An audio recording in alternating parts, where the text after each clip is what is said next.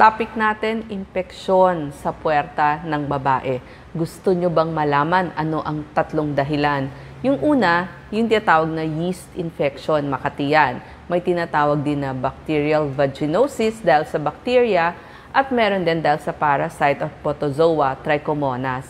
So magbibigay tayo ng mga senyales, symptoms, sintomas, paano nyo malalaman alin ba yung nagkaroon kayo. So umpisahan natin sa yeast infection. Ang sintomas nito, mahapdi.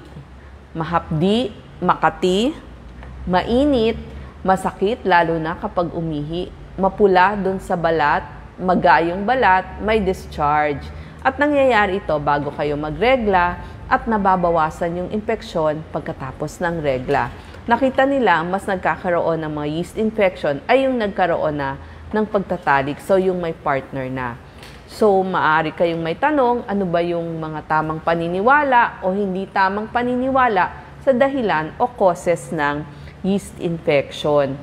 Huwag nating isipin na lahat ng infeksyon, yung lahat ng may pangangati at discharge sa ating puwerta ay dahil lamang sa yeast infection.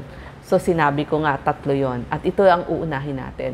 Yung paniniwala natin doon sa yeast infection, dahil ba nakipagtalik? Oo, maaaring dahilan kaya dumami ang kaso ng pagkakaroon ng yeast infection. Sabi naman ng iba, number 2, matatamis kasi ang kinain niya.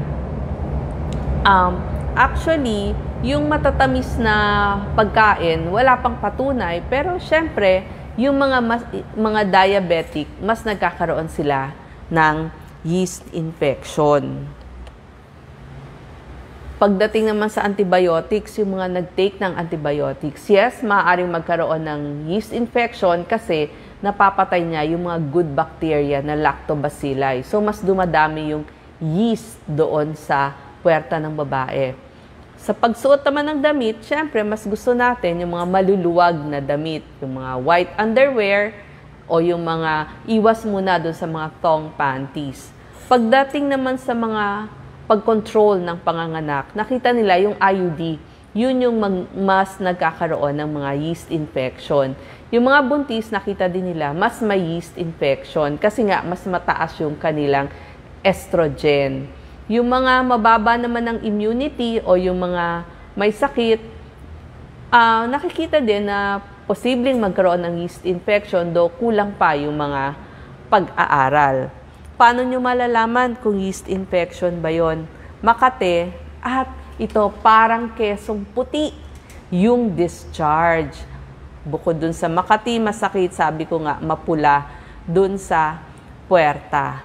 At dahil nagkasugat na pag-ihi, mahapdi, mainit, yun yung mga nararamdaman.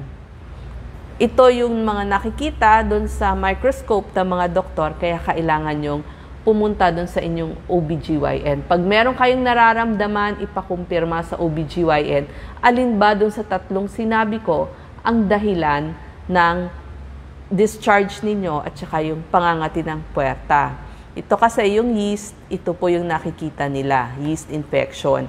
Pumunta naman tayo o dumako naman tayo dun sa bacterial vaginosis. Ang pagkakaiba niya, kaya siya may drawing na isda, yung discharge niya, amoy malansa. Yung trichomonas naman o yung parasite, talagang mamumula yung puwerta ng isang babae.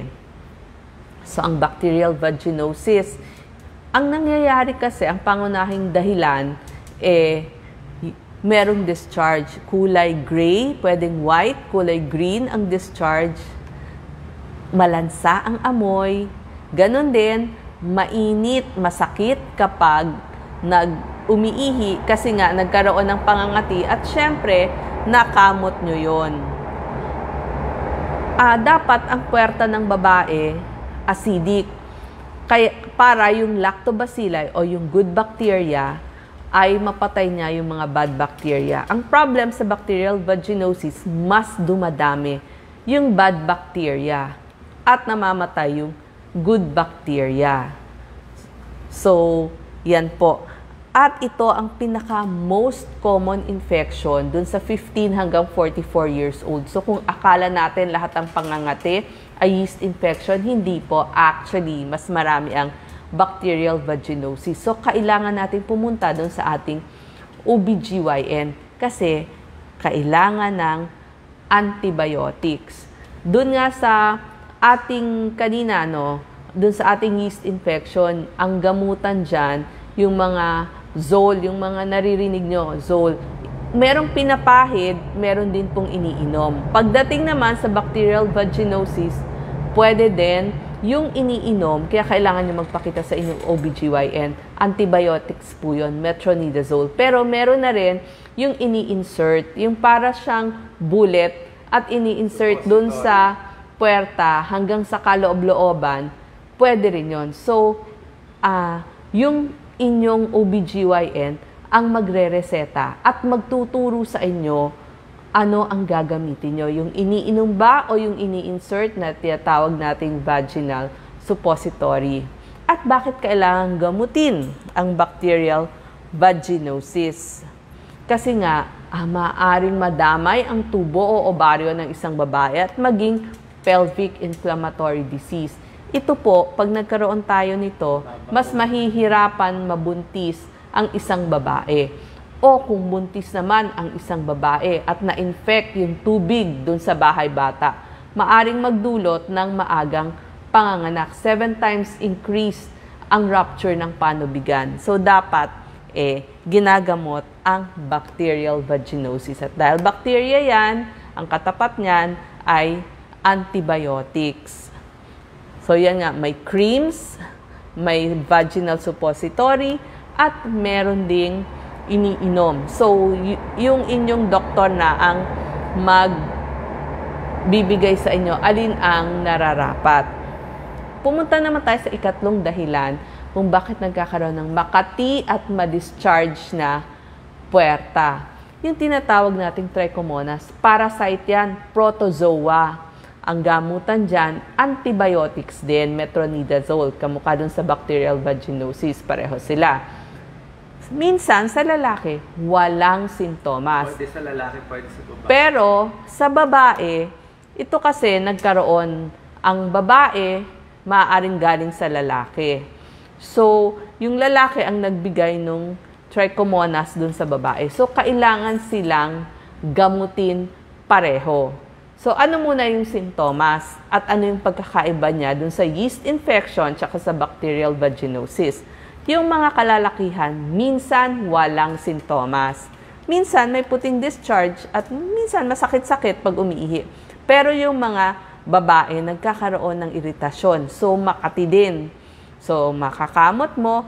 Yung may discharge din naman sila. At, syempre, kailangan gamutin kasi maa-affect din niya yung pagbubuntis. Ang kulay ng discharge ng babae, pwedeng gray, pwedeng yellow, makati, mainit, namamaga. Sabi ko nga, kaya nga may drawing kanina ng strawberry kasi mamumula talaga doon sa cervix, lalo na doon sa loob. Kaya kailangan nyo pumunta sa OBGYN nyo. Kasi yung OBGYN o yung doktor lamang ang makakakita sa loob ng puwerta kung talagang pulang-pula na. Ito naman sa lalaki. Pwedeng may puting discharge, mainit din kapag sila ay umiihi at parang gustong umihi palagi. So, yun yung mga pagkakaiba. At merong mga test na ginagawa ang doktor pagpunta ng Mrs. at Mr. sa kanilang OBGYN. Pwede pong sumama si Mr. pag nagpagamot si Mrs. Or pwede rin sa urologist. Pero pwede rin naman mag-consult kasama na ni Mrs. Iku-culture po yun. May culture analysis. Titignan yung pH. May mga test pa, yung whiff test or wet preparation. So, bahala na po yung inyong OBGYN magpagamot sa inyo. So, inuulit ko, maraming dahilan ba't nagkakaroon ng pangangati at pagkakaroon ng discharge ang babae. So, tignan nyo mabuti dun sa underwear nyo. Ano ba ang kulay? Ano yung sintomas? Isulat ninyo para masabi ninyo dun sa inyong doktor. Kasi nga, pwedeng yeast infection. Pangalawa, dahil sa bacteria, bacterial vaginosis. Pwede din sa parasite, yung tinatawag nating trichomonas. So, yan yung 3 most common. Yung iba, allergy na lang yun eh. Pero ito po yung 3 most common. So, wag niyong isipin, nagkaroon ng discharge, yeast na agad. Hindi po. Pumunta sa inyong OBGYN, sa inyong doktor para ma-examine kayo. Salamat po. Tanong ng tao, pwede daw ba magka-UTI dahil dyan? Iba pa po yung UTI. Dito nga sa ating, iba pa po yung UTI. Hindi po yun dahil nagkaroon ng discharge. Ang UTI, wala po siyang discharge. Walang kulay kasi nga wala namang discharge. May amoy ba yung discharge? Wala kasi hindi naman nagdi-discharge. May pagkakaiba sa pH nung doon sa loob ng puwerta ng babae? Hindi po. Pero ang makikita nyo lang katulad o kahalintulad kung may UTI kayo, medyo masakit umihi at saka parang mainit pag umiihi. So, iba pa po yung UTI kasi kailangan mag-submit kayo ng urine test, urinalysis para makita kung merong infeksyon dun sa loob ng ihi. Ito po kasing diniscuss ko ay sa puwerta ng babae. Iba po yung ihi. Buntis siya, may discharge daw lumalabas.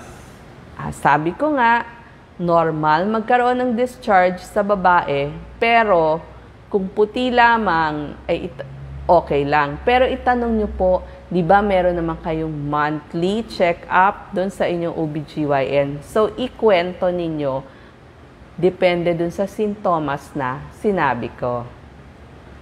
Okay, maraming salamat po.